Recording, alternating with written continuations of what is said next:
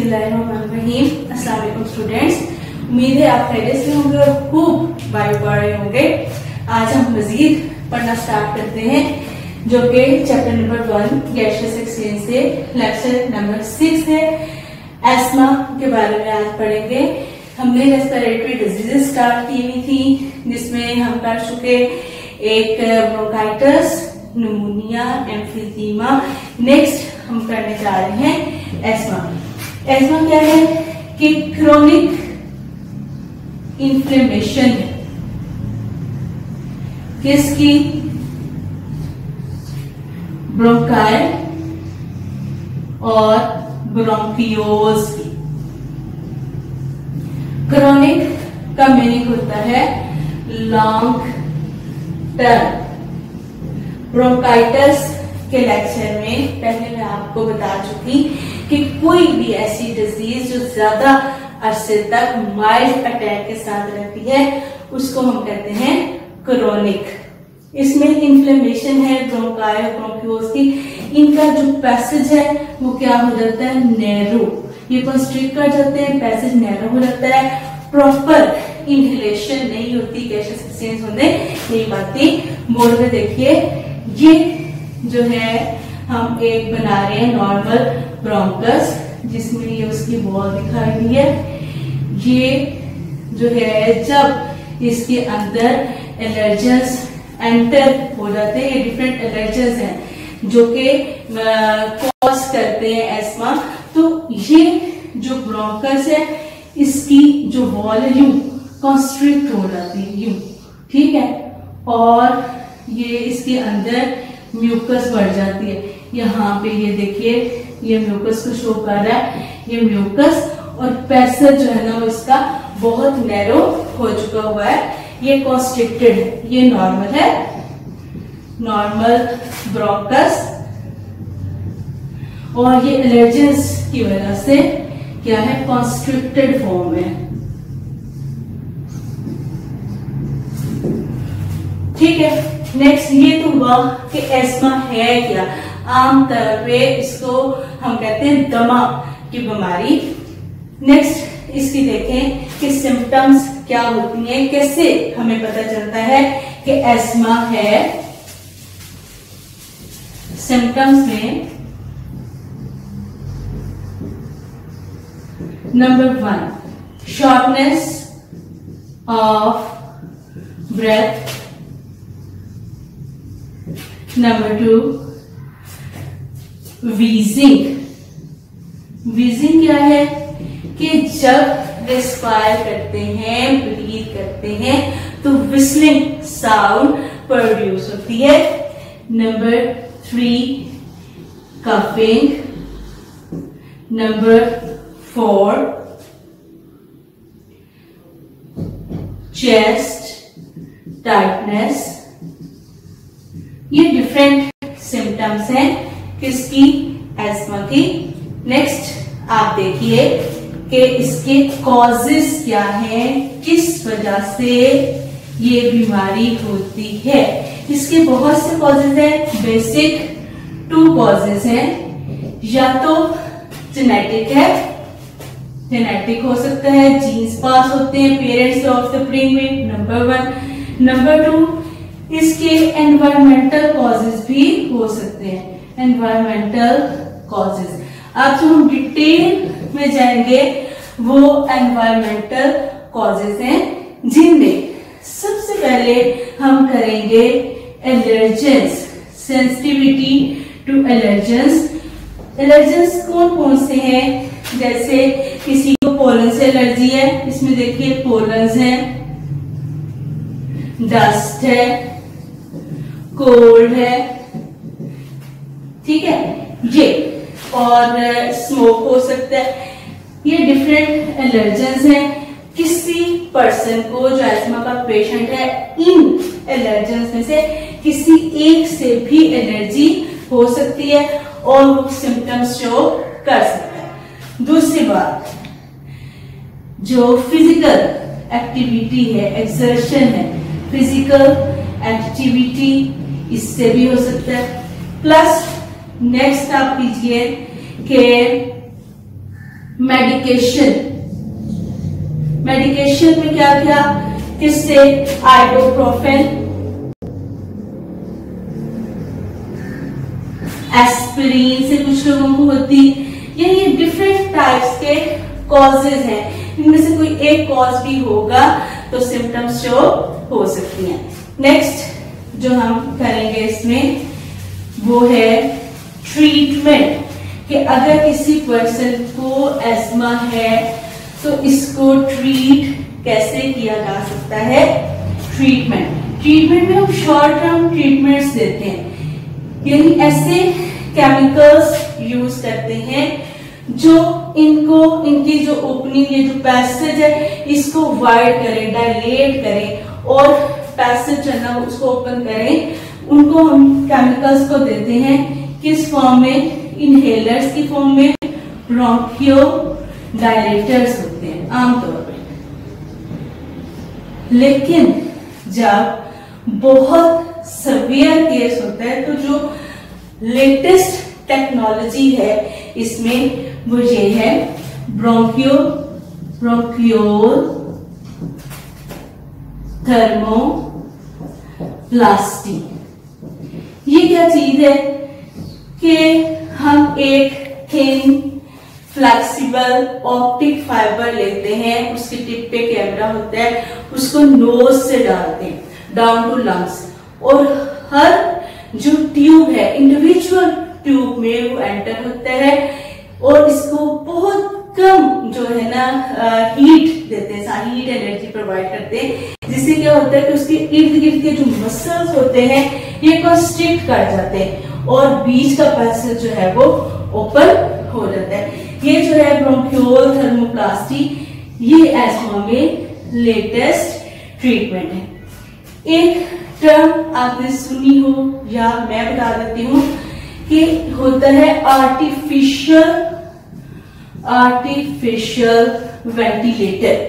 ये क्या चीज है कि जब किसी को सीवियर ब्रीदिंग प्रॉब्लम होती है उसको आर्टिफिशियल वेंटिलेशन पे रखा जाता है। क्या किया जाता है कि आर्टिफिशियल वेंटिलेटर से एयर पंप की जाती है ताकि उसके लंग्स जो हैं वो इन्फ्लेट कर जाए, लेकिन अंदर तो हवा आर्टिफिशियल वेंटिलेटर से भेजते हैं, लेकिन जो एक्सहेलेशन होती है वो लंग्स की, चेस्ट वॉल की और इसके अलावा डायफ्राम की इलास्टिसिटी की वजह से रिमूव होती है। और जब तक पर्सन जो है वो प्रॉपर ब्रीथ करना शुरू नहीं कर देता उसको आर्टिफिशियल वेंटिलेशन पे रखा जाता है।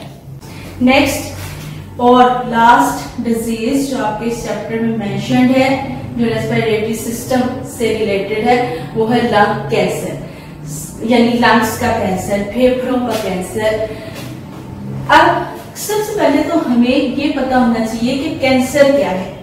जब माइटोसिस का प्रोसेस प्रॉपर नहीं हो रहा होता किसी भी रीजन की वजह से तो मैसेज ऑफ सेल्स बन जाती हैं, message of sales.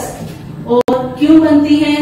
Uncontrolled divisions की वजह से। तो और कौन सी डिवीजन? Mitotic divisions. तो message of non functional cells बन जाती हैं। इन मैसेज को हम कहते हैं ट्यूमर्स। क्या कहते हैं इनको? ट्यूमर्स कहते हैं। ये ट्यूमर्स जब बनना शुरू हो जाते हैं तो कहा जाता है कि क्या हो गया, इस पर्सन को कैंसर की बीमारी हो गई है। अगर यही नॉन फंक्शनल सेल्स की जो मैसेज है वो लंग्स में बनती है तो इसको हम क्या कह देते हैं? Lung cancer. ये तो है इंट्रोडक्शन की डिजीज है क्या, नॉन फंक्शनल सेल्स की मैसेज या ट्यूमर्स जब लंग्स में बनना शुरू हो जाए तो इस बीमारी को हम कहते हैं लंग्स कैंसर। नेक्स्ट है इसकी कॉजेस क्या है? कॉजेस इसका मेन जो सबसे पहले आप कहेंगे वो है आयोनाइजिंग रेडिएशंस। दूसरा कॉज है वायरसेस। तीसरा इसमें कार्सिनोजेंस, स्मोकिंग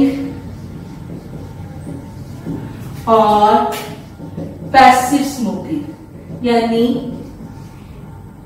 इसमें आप 5 कॉजेज रख लें, वन बाय वन इसको डिस्कस कर लेते हैं। आयनाइजिंग रेडिएशंस क्या होती हैं कि हाई एनर्जी रेडिएशंस होती हैं, जो कि आमतौर पे एक्सरेज को भी कहा जा सकता है। उसकी एग्जांपल में आप कर सकते हैं x rays, ionising radiations, high energy radiations होती हैं। वायरसेस, गामा रेज इसमें आ रही हैं, वायरसेस हैं, वायरस कॉज कर सकते हैं कैंसर। कार्सिनोजेंस यानी कैंसर कॉजिंग एजेंट्स वो कोई भी हो सकते हैं, मींस वो टोबैको स्मोक में अगर आप बोले तो बेंजीन हो सकता है, फॉर्मल्डिहाइड हो सकता है। Carcinogens cancer causing agent. Smoking यानी टोबैको स्मोकिंग अगर करते हैं तो उस वक्त भी उस पर्सन को भी लंग कैंसर हो जाता है।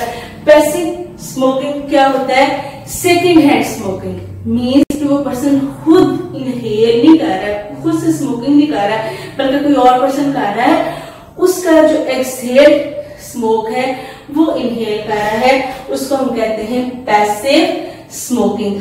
और जो सेकेंड हैंड स्मोकर्स होते हैं जो पैसिव स्मोकिंग करते हैं, उनमें लंग्स की और हार्ट, लंग्स की बाकी डिजीजेस और स्पेशली कैंसर और हार्ट की डिजीजेस के जो चांसेस होते हैं वो कितने इंक्रीज हो जाते हैं?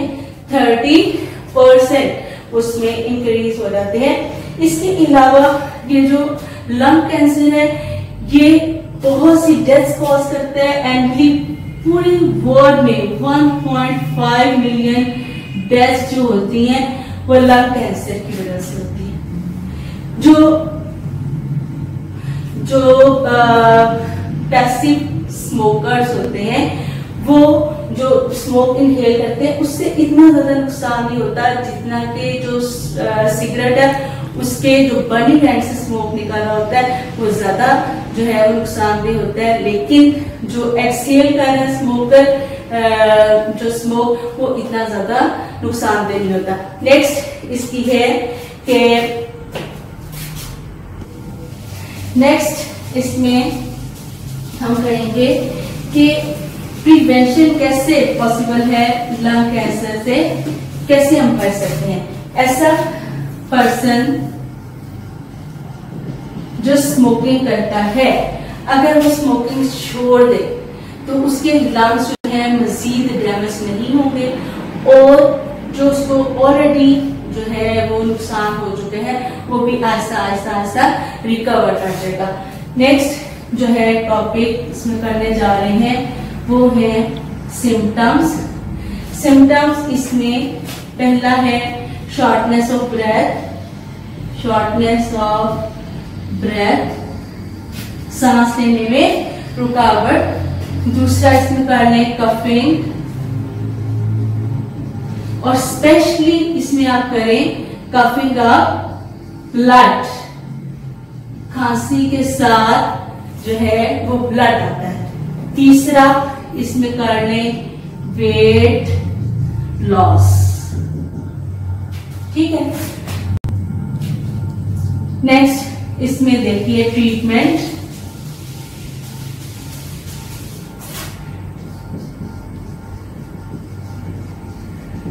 ट्रीटमेंट में आमतौर पे 3 मेथड्स इसमें यूटिलाइज करते हैं। सबसे पहला है सर्जरी, नंबर 2 है रेडिएशन थेरेपी या रेडियोथेरेपी, तीसरा है केमोथेरेपी। सर्जरी तो है ना कि सर्जरी से निकाल के जिसम को काट के जहां पे ट्यूमर्स हैं उनको निकाल दिया जाए। दूसरे नंबर पे आता है रेडिएशन थेरेपी। रेडिएशन थेरेपी क्या होती है कि इसमें आयनाइजिंग रेडिएशन जो है वो डाली जाती है, स्पेसिफिकली आउटर साइड से एक मशीन से जो एक्सरेज है मोस्टली वो डाली जाती हैं उस ट्यूमर के ऊपर। वो ट्यूमर जो है वो टूट जाता है, ठीक है। लेकिन जो मैलिग्नेंट सेल्स होते हैं जो आगे फैले होते हैं ट्यूमर्स, उन पर डाला जाता है वो टूट जाता है। आमतौर पे क्या किया जाता है कि जो सेशन होता है ये 15 मिनट का होता है, लेकिन मोस्टली जो है ये क्या करते हैं कि एक वीक में 5 मिनट का सेशन करते हैं लोग, और 3 to 9 वीक्स में उनकी जो ट्रीटमेंट है वो कंप्लीट हो जाती है। थर्ड नंबर पे आता है केमोथेरेपी। थेरेपी का वर्ड जहां पे भी आ जाए उसका मतलब ये होता है इलाज। यानी पहले रेडिएशन थेरेपी थी, रेडिएशन थेरेपी उसमें रेडिएशन से इलाज, कैसे कैंसर को खत्म किया जा सकता है। केमोथेरेपी का मीन्स होता है केमिकल्स से ट्रीटमेंट कैसे की जा सकती है, यानी डिफरेंट केमिकल्स यूज किए जाते हैं ताकि वो जो सेल्स हैं, जो कि ट्यूमर्स हैं, मैसेज ऑफ सेल्स हैं, वो किल हो जाए, खत्म हो जाए। लेकिन इसका नुकसान ये होता है कि उसके साथ साथ यानी कि जो ट्यूमर हैं, ट्यूमर के सेल्स हैं, उसके साथ साथ नॉर्मल सेल्स जो हैं वो भी किल हो जाते हैं। इसलिए सबसे बेहतरीन थेरेपी जो आजकल है वो रेडिएशन थेरेपी है, और इसके अलावा जो जीन थेरेपी है वो भी ट्रायल बेसिस पे जारी है, जीन थेरेपी।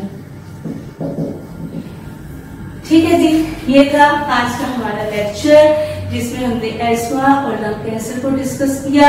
आपको इसमें अगर कोई प्रॉब्लम हो, कोई मुश्किल हो, कोई कंफ्यूजन हो तो आप मुझसे इसके बारे में पूछ सकते हैं।